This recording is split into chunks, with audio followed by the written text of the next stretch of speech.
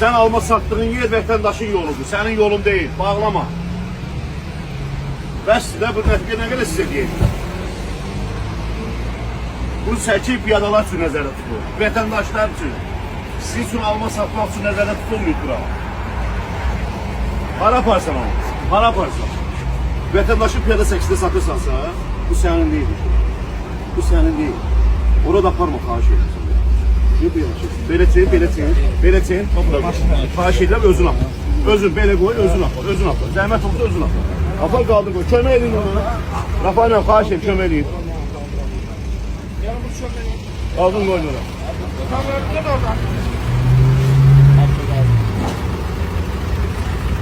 Sen koyun maşına. Maşınları bir gün ayrı. Bunu da getirin. Ne altımız var, ne pazarımız var. Koy maşına karşı. Yeşillerden baş içeri git. İçeri git.